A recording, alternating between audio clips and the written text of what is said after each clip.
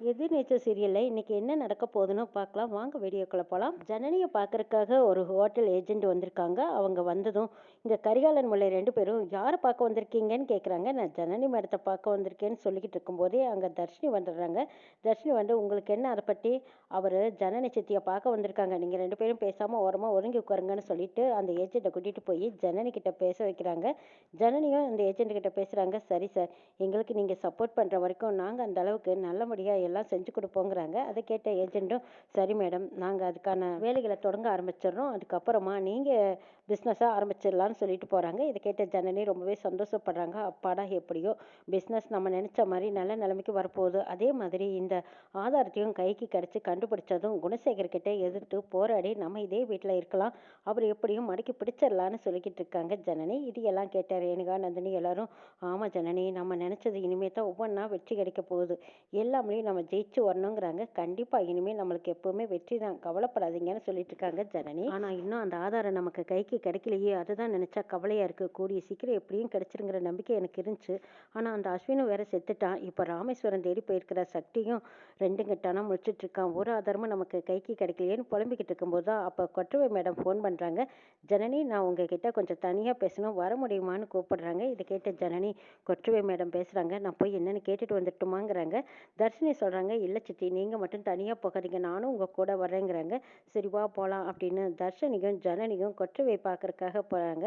Madam, நீங்கள் எங்கே இருக்கீங்களோ அங்கே லொக்கேஷன் அனுப்புங்கிறாங்க. அந்த லொக்கேஷனுக்கு தான் அந்த இடத்துக்கு ஜனனி கொற்றவையை பார்க்க போகிறாங்க. கொற்றவை இவங்களுக்காக வெயிட் பண்ணிட்டு இருக்கும்போது ஜனனியும் தர்ஷினியும் அந்த இடத்துக்கு போனதுக்கப்புறம் கொற்றவை அவங்கள பார்த்துட்டு, வாங்க ஜனனி, உங்ககிட்ட தான் நான் பேச வேண்டியது நிறைய இருக்குது. ஏஜென்சி மூலமாக உங்ககிட்ட அந்த ஆதாரத்தை கொடுக்குறேன்னு சொன்னவொன்னே நாங்கள் கண்டுபிடிச்சிட்டோம்.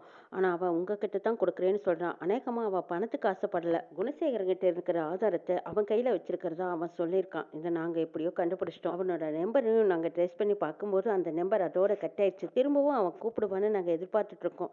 ஆனால் அந்த ஆதாரத்தை உங்ககிட்ட மட்டும்தான் கொடுக்குறேன்னு சொல்லியிருக்கான். ஆனால் அவன் யாருன்னு நம்ம கண்டுபிடிக்கணுங்கிறாங்க.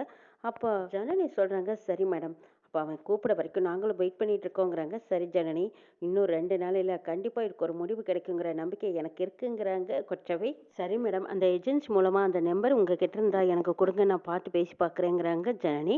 இது கேட்ட கொற்றவை, சரி அப்படியும் ஒரு முயற்சி பண்ணலாமேன்னு சொல்லி அந்த நம்பரை எடுத்து கொடுக்குறாங்க. இந்த ஜனனி, உங்களுக்கு ஒரு சான்ஸ் கிடைச்சா நீங்கள் அவங்ககிட்ட பேசி பாருங்கள், ஆனால் இது வரைக்கும் அந்த நம்பர் கான்டாக்டில் இல்லை, அதனால தான் எங்களுக்கு சந்தேகமாக இருக்குதுங்கிறாங்க கொற்றவை.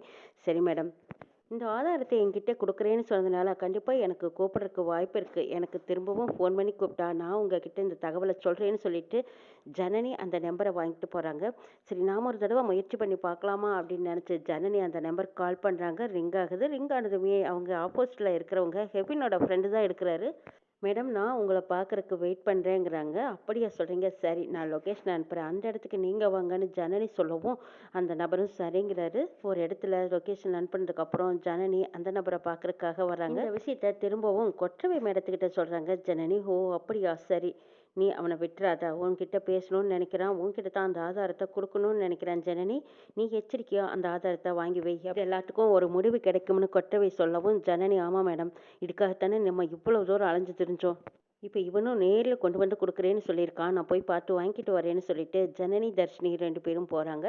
சொன்ன இடத்துல போய் கொஞ்ச நேரம் ஜனனி வெயிட் பண்ணிட்டு இருக்காங்க. அப்போ ஒரு பையன் வராரு. ஏம்மா, நீங்கள் தான் ஜனனியான்னு கேட்குறாங்க. ஆமாம், நீங்கள் யாருப்பா அப்படின்னு கேட்கும். நான் அஸ்வினோட ஃப்ரெண்டு, ஆதாரத்தை என்கிட்ட தான் கொடுத்து வச்சுருக்கான், அதை நான் உங்ககிட்ட கொடுக்குறக்காக தான் நான் உங்களை வர சொன்னேன்னு சொல்கிறான் அந்த பையன்.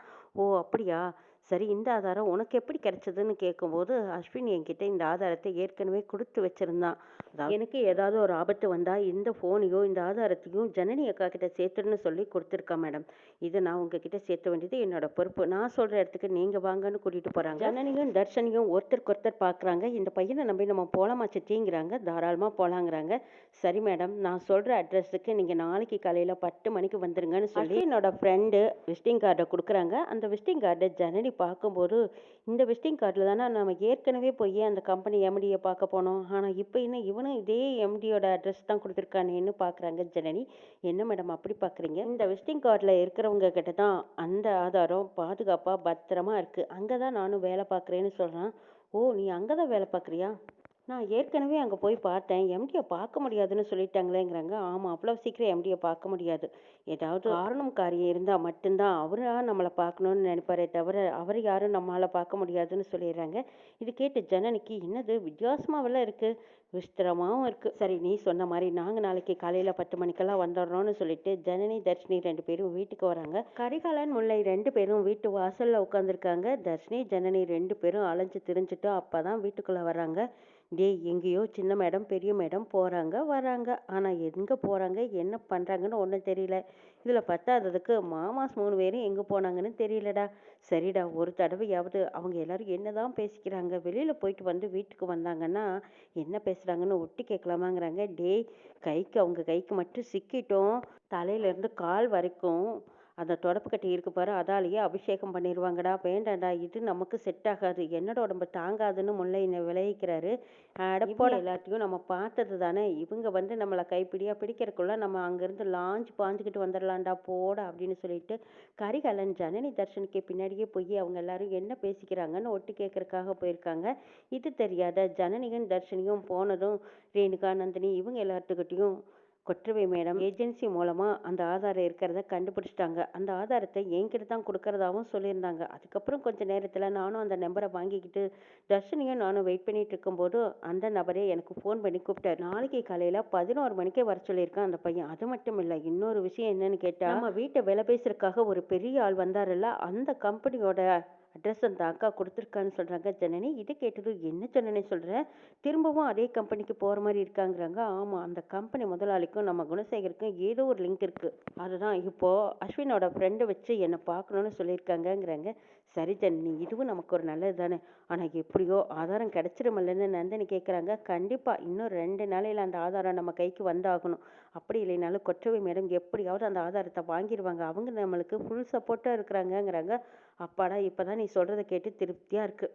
கவலைப்படாதீங்கக்கா, அந்த ஆதாரம் நம்ம கைக்கு கிடைச்சிடும். கிடைச்சதுக்கு அப்புறமா நம்ம என்ன நினைக்கிறோமோ அது கண்டிப்பா நடக்குங்கிறாங்க. ஆமா ஜனனி, ஆதாரம் நம்ம கையில இல்லாத போது இப்ப வெறுங்கையில முளம் போடுற மாதிரி ஸ்ட்ராங்கான ஆதாரம் இருக்குன்னு நம்ம இவ்வளவு நாளா அவங்க கிட்ட தைரியமா துணிச்சலா பேசிட்டு இருந்தோம். இப்ப எதுவுமே இல்லையேன்னு நினைக்கும் போது எனக்கு கவலையா இருக்கு.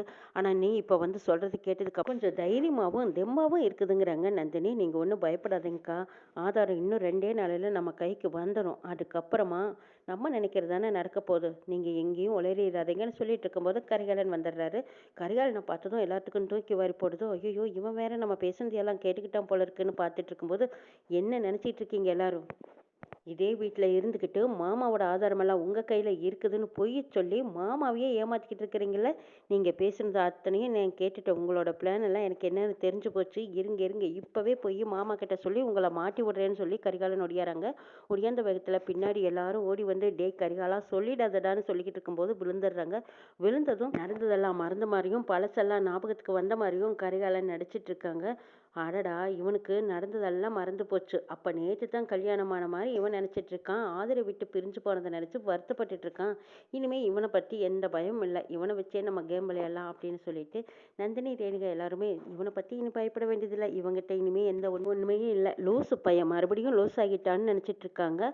கரிகாலன் எதுவுமே தெரியாத மாதிரி, அக்கா நீங்க எல்லாரும் என்கிட்ட எப்பவுமே வெறுப்பா இருப்பீங்க, இப்ப வேற பாசமா இருக்கீங்களா? அந்த பாசத்துல தான் நான் உங்ககிட்ட வந்து காப்பி கேட்கிறேன். ஒரு டம்ளர் காப்பி கிடைக்குமாங்கிறாங்க. டே கரிகாலா, காப்பி என்ன, சாப்பாடே வைக்கிறேன்டா, நீ நல்லா சாப்பிட்டு நல்லா தூங்கு, நீ நல்லா இருந்தா எங்களுக்கு அதுவே போதுமடா அப்படின்னு நந்தினியும் ரேணுகாவும் ஐஸ் வைக்கிறாங்க. இதையெல்லாம் பார்த்துட்டு கரிகாலன் ஓடி வந்து ஞானத்துக்கிட்ட சொல்றாங்க. எல்லாரும் என்னை எப்படி தாங்குறாங்க தெரியுமா? இது எல்லாத்துக்கும் காரணம் நான் டபுள் கேம் விளையாடிட்டு இருக்கேன். அவங்கெல்லாம் என்ன பிளான் போடுறாங்கன்னு நான் வந்து உங்களுக்கு சொல்றேன் அப்படிங்கவும் ஞானமும் அடடா, டேய் நல்ல யோசனைடா, சரிடா, லூசு பையனா இருந்தாலும் காரியத்துல கரெக்டா தான் இருக்க. சரி, அவளுக்கு என்னதான் பண்ணிட்டு இருக்காங்கன்னு நீ போய் பாருங்கிறாங்க. தர்சன் ஏதோ ஒரு மாதிரியா இருக்குன்னு சொல்லி கோவத்தோட வீட்டை விட்டு வெளியே போன தர்சன் இன்னும் இது வரைக்கும் வரலையே, என்னாச்சு, சரி ஃபோன் பண்ணி பார்க்கலாம் அப்படின்னு சொல்லி ஃபோன் பண்ணி பார்த்தா தர்ஷன் ஃபோனை கட் பண்ணுறாங்க. நான் கொஞ்சம் ரிலாக்ஸாக இருக்க விரும்புகிறேன், கோயிலில் தான் சித்தி இருக்கேன், என்னை இப்போ கூப்பிடாதீங்க, நான் வரும்போது வரேன்னு சொல்லிட்டு ஃபோனை கட் பண்ணுறாங்க. இதையெல்லாம் கேட்ட நந்தினி, ரேணுகா இவங்க எல்லாரும் என்னது தர்ஷன் ஏன் இப்படி பண்ணுறான், போனதே போனா சரி, பார்கவியும் கூட்டிகிட்டு ஜாலியாக போயிருக்கலாமல்ல, இப்படி பண்ணுறது சரியில்லை பார்கவி, நீ எதுவும் தப்பாக எடுத்துக்காதீங்கிறாங்க. நான் தப்பாக எடுத்துக்க என்ன இருக்குது, தர்ஷன் அவன் சொல்லிட்டு தானே போனான், அவன் போயிட்டு திரும்பி வரட்டுங்கிறாங்க. சரி, அவன் வெளியில் போகிறான், ஆனால் நீ வீட்டோடவே இருந்துக்கிட்டு இதையெல்லாம் பார்த்துட்டு இருக்க, உன் மனசு அழுத்தமாக தானே இருக்கும். 2 பேரும் கல்யாணமாகி வந்ததுக்கப்புறம் இன்னும் எங்கேயுமே போகலை, இப்போவாவது 2 பேரும் சேர்ந்து வெளியில் போயிட்டு வந்திருந்தா கொஞ்சம் மனசுக்கு திருப்தியாக ஆறுதலாக இருந்திருக்கும். அவன் மட்டும் போயிட்டான். இங்கேயே இதையெல்லாம் பார்த்துட்டு இருக்கிறனால உன் மனசுக்கும் கஷ்டமா தானே இருக்குன்னு சொல்லிட்டு இருக்கும்போது அப்ப ஜனனி ஒரு முடிவு எடுக்கிறாங்க. சரி விடுங்க, 2 பேரும் வெளியில போறதுக்கான ஏற்பாடு பண்றேங்கிறாங்க. என்ன பண்ண போற அப்படின்னு நந்தினி கேட்கும்போது, இதை பார்கவி வாசுவோட ஃப்ரெண்ட்ஸுங்க நிறைய பேர் பெங்களூர்ல இருக்காங்க. அவங்கள போய் நீங்க பாருங்க, 2 பேரும் ஒரு 4 நாள் போய் அவங்க வீட்டுல தங்கிட்டு வாங்க. வாசு மூலமா இதுக்கு நான் ஏற்பாடு பண்ணுங்கிறாங்க ஜனனி.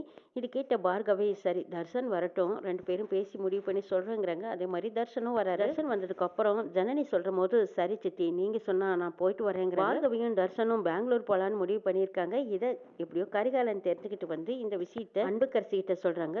அன்புக்கரசி இதை விடுவேனான்னு போய் பார்கவியை பார்த்து, என்ன பார்கவி, நீ தர்ஷனை கல்யாணம் பண்ணிக்கிட்டு இந்த வீட்டுக்கு வந்ததுக்கு அப்புறம் நீ நல்லா இருக்கியான்னு கேட்குறாங்க.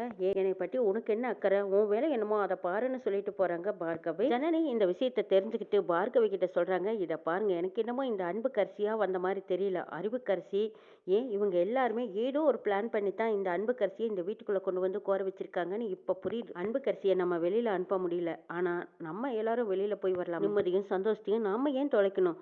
பார்கவி நீங்க இப்பவே கிளம்புங்கன்னு சொல்லிட்டு பார்கவியும் தர்ஷனையும் பெங்களூர் அனுப்பி வைக்கிறாங்க ஜனனி. கொற்றவை ஜனனிக்கு ஃபோன் பண்ணி, என்ன ஜனனி திரும்பவும் அந்த ஃபோன் கால் உங்களுக்கு வந்துதான்னு கேட்குறாங்க. இல்லை மேடம், அந்த அட்ரஸில் நான் திரும்ப போய் பார்க்குறேங்கிறாங்க. அப்படியா, சரி போய் பாருங்க. அட்ரஸை பற்றின டீட்டெயில் உங்களுக்கு ஏதாவது தெரியுமான்னு கேட்குறாங்க கொற்றவை. தெரியும் மேடம், ஏற்கனவே அந்த ஆஃபீஸ்க்கு போய் பார்த்தேன், அங்கே எம்டி இல்லைன்னு சொல்லி என்னை அனுப்பிச்சிட்டாங்க. ஆனால் இதே அட்ரஸ் தான் இப்போ அந்த பையன் கொடுத்துருக்கான், நான் போய் நேராக பார்க்குறேங்கிறாங்க. சரி ஜனனி, நீங்கள் அந்த ஆஃபீஸ்க்கு போயிட்டு எனக்கு ஃபோன் பண்ணுங்க, நான் வந்து ஜாயின் பண்ணிக்கிறேங்கிறாங்க கொற்றவை. சரி மேடம், நாங்கள் போனதும் உங்களுக்கு கூப்பிட்றோம், நீங்களும் வாங்கங்கிறாங்க. ஜனனி தர்ஷினி அடுத்த நாளும் அதே ஆஃபீஸ்க்குள்ள போகிறாங்க. போனதும் ரிசப்ஷன் கேர்ள் சொல்கிறாங்க, அடடே நீங்கள் தான் ஜனனியாங்கிறாங்க. ஆமாங்கிறாங்க. நேற்று நம்ம வேறு பேர் சொல்லியிருந்தோம், ஆனால் இப்போ இவங்களுக்கு எப்படி உண்மை தெரியும் அப்படின்னு நினச்சிட்டு ஜனனி சந்தேகத்தோடு போய் அந்த இடத்துல உட்காந்துருக்காங்க. அங்கே விஸ்வா வராரு. வந்ததும், என்ன மேடம் உங்கள் பேர் ஜனனியாங்கிறாங்க. ஆமாங்கிறாங்க ஜனனி. எம்டி உங்களை பார்க்கணுன்னு சொல்கிறாங்க, வாங்கன்னு கூப்பிடுறாங்க. தர்ஷினி நம்ம நேற்று பொய் சொல்லிட்டோமோ, இப்போ இன்னைக்கு உண்மையை கண்டுபிடிச்சிட்டாங்க பாருங்கிறாங்க. பரவாயில்ல விடுங்க சித்தி, அந்த எம்டி யாருன்னு தான் பார்ப்போமே, உண்மை என்னங்கிறத தெரிஞ்சா நமக்கு தானே நல்லதுங்கிறாங்க தர்ஷினி. ஆமாம் தர்ஷினி, நம்ம என்ன நோக்கி வந்தோமோ அது நமக்கு கிடைச்சா போதும் அப்படின்னு சொல்லிட்டு போகிறாங்க. அப்போ கொற்றவையும் வந்துடுறாங்க. வந்ததுக்கப்புறம் ஜனனி தர்ஷினி கொற்றவை இவங்க 3 பேருமா போய் அந்த எம்டியை பார்க்கலான்ட்டு போகிறாங்க. அப்போ தான் எம்டி சொல்கிறாரு, நான் ஜனனியை மட்டும்தான் வர சொன்னேங்கிறாங்க. ஜனனி இவங்க 2 பேர்த்தையும் பார்க்கும்போது, பரவாயில்ல ஜனனி நீங்கள் மட்டும் போய் பாருங்கன்னு சொல்கிறாங்க கொற்றவை. ஜனனி போய் அந்த எம்டியை பார்க்குறாங்க. ரூம்குள்ளே போனதும் அப்படியே அதிர்ச்சியில் உறைஞ்சி நிற்கிறாங்க. அங்கே போய் பார்க்கும்போது கௌதம் இருக்காரு. கௌதமை பார்த்ததும் ஜனனிக்கு தூக்கி வாரி போடுது. ஆச்சரியத்திலையும் அதிர்ச்சியிலையும், கௌதம் நீயா அப்படின்னு கேட்கவும், ஆமாம் ஜனனி, கம்பெனி எம்டி வெளியூர் போயிருக்காரு, அவர் வர வரைக்கும் இந்த பொறுப்புகளை எல்லாம் நான் தான் பார்த்துக்கிட்டு இருக்கேங்கிறாங்க கௌதம். இதை கேட்டதும் ஜனனிக்கு என்ன நடக்குதுங்கிறதே புரியல. நடந்துகிட்டு இருக்கிறத சொல்றதா இல்லை நடந்த விஷயங்களை சொல்றதா, ஆதி குணசேகரனை பற்றின ஆதாரங்கள் கௌதம் கிட்ட இருக்க எப்படி வாய்ப்பு இருக்கா இல்லையா ஒன்றும் புரியலையே. இப்போ கௌதம் நம்ம எதுக்கு பார்க்கணும்னு சொல்லியிருக்கான்னு புரியல அப்படின்னு புரியாத நின்றுட்டு இருக்காங்க. என்ன ஜனனி, சம்மந்தமில்லாத இடத்துல நான் இருக்கேன், இந்த இடத்துல நீ என்னை எதிர்பார்க்கல, நான் எதுக்கு உன்னை வர சொன்னேங்கிறது உனக்கு புரியல. எத்தனை கேள்வி இருக்கு, ஆனால் எதை கேட்கறதுன்னு புரியாமல் நிற்கிறீங்களன்னு கேட்குறாங்க கௌதம்.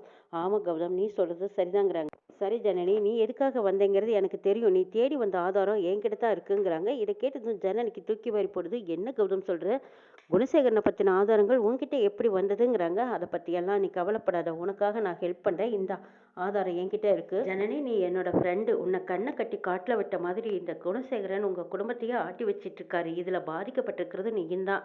உனக்காக நான் ஏதாவது ஒரு ஹெல்ப் பண்ணுவேன்னு நான் ஆரம்பத்துலேருந்து நினச்சிட்டே இருந்தேன். குடும்பமே இந்த குணசேகரனை பற்றின ஆதாரங்களை தேடிட்டு இருக்கும்போது அந்த அஸ்வின் பையன் மூலமாக தான் எனக்கு இந்த விஷயங்கள் தெரிஞ்சது. அவங்ககிட்ட இந்த ஆதாரத்தை அவன் என்கிட்ட தான் கொடுத்து வச்சிருக்கான் அப்படின்னு சொல்லி கௌதம் ஆதாரத்தை ஜனனி கிட்ட கொடுக்குறாங்க. ஜனனி தர்ஷினி 2 பேரும் அப்பாடான ஆதாரத்தை வாங்கிக்கிட்டு வெளியில் வராங்க. வந்ததுக்கப்புறம் கொற்றவை கிட்ட இந்த உண்மையை சொல்கிறாங்க. ஜனனி, ஏதோ ஒரு வழியில் உங்கள் ஃப்ரெண்டே உங்களுக்கு உதவி இருக்காரு, குணசேகரனை பற்றின ஆதாரங்கள் கிடைச்சிருச்சு, இனி கவலை இல்லைங்கிறாங்க. ஆமாம் மேடம், இந்த ஆதாரத்துக்காக தானே இவ்வளவு நாள் நாங்கள் போராடணும், ஆனால் என்னோட ஃப்ரெண்டே எனக்கு உதவுவான்னு நான் நினச்சி பார்க்கல. நாங்கள் காலேஜில் ஒன்றா படித்தோம் அப்படின்னு கௌதமை பற்றி சொல்லிக்கிட்டு இருக்காங்க. இதெல்லாம் கேட்ட கொற்றவை வெரி குட் ஃப்ரெண்ட்ஸுங்கிறாங்க. ஜனனிக்காக கை கொடுக்க வந்திருக்கிற ஒரு நல்ல ஃப்ரெண்ட்ஸ்னு கௌதமை பாராட்டுறாங்க கொற்றவை.